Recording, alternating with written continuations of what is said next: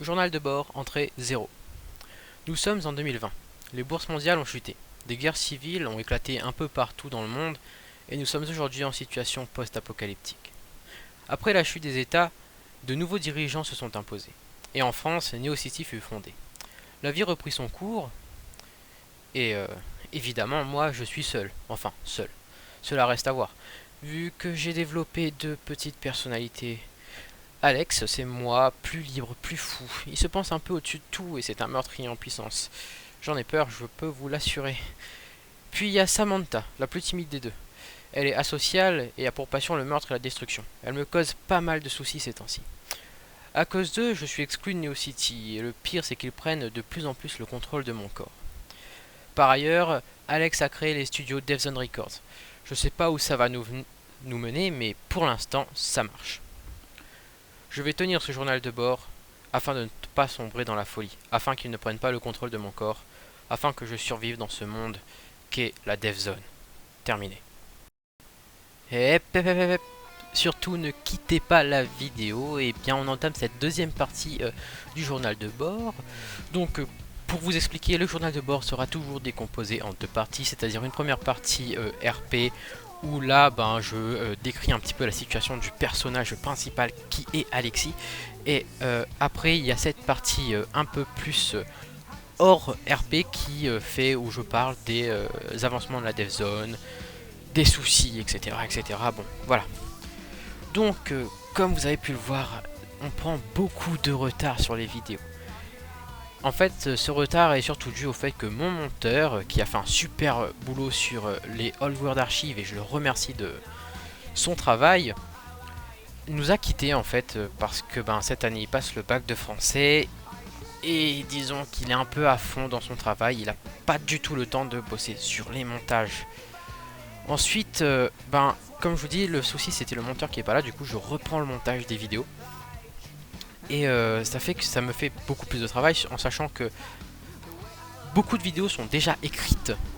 Il reste plus qu'à les tourner et il est là le souci en fait, c'est tourner où il faut que je prenne le temps de les tourner puis de les monter. J'ai déjà des vidéos qui sont déjà tournées, que je monte et puis en fait je me rends compte que monter comme ça passe pas, du coup je refais le montage, ou des vidéos que j'ai tournées et puis je me rends compte que non, tourner comme ça passe pas non plus, il faut que je la refasse. Et du coup ça fait qu'on prend beaucoup de retard, mais on bosse aussi beaucoup sur le projet DevZone, en sachant que derrière on a une BD en co-réalisation. Mon projet principal de BD est un peu en stand-by. On travaille sur une autre BD qui travaille un peu plus l'univers de la chaîne YouTube, parce que j'ai vu que beaucoup d'entre vous n'avaient pas compris un peu comment se passait l'univers DevZone. Ensuite, comme vous avez pu voir, le changement de format sur les DevZone TV, parce que vous vous étiez plaint que c'était un peu long, qu'il y avait des parties inutiles qui pour vous ne servaient à rien. Le nouveau format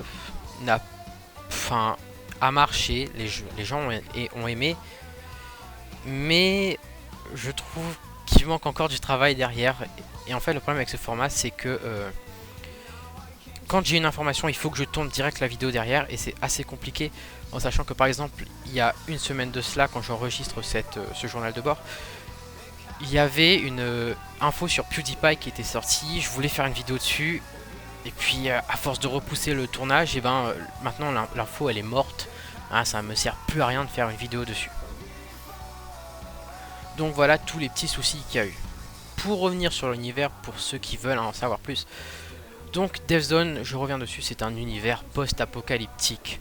Le but c'est de vraiment établir un univers autour de ce personnage qui est Alexis Riders, autour du personnage qui sera dans la BD, autour de plein de personnages qui vont arriver au fur et à mesure en fait, pour à la fin avoir un univers totalement complet sur lequel on peut, moi comme vous, la communauté, pourrait travailler dessus, en sachant que l'univers DevZone sera un univers libre où tout le monde pourra interagir. C'est pour ça que j'attends vos retours, j'ai besoin de vos avis et tout ça, parce que ça me permet d'améliorer l'univers, parce que l'univers n'est pas qu'à moi en fait, c'est un univers à nous, on est le but c'est d'avoir une communauté autour de DevZone, et que DevZone soit une communauté.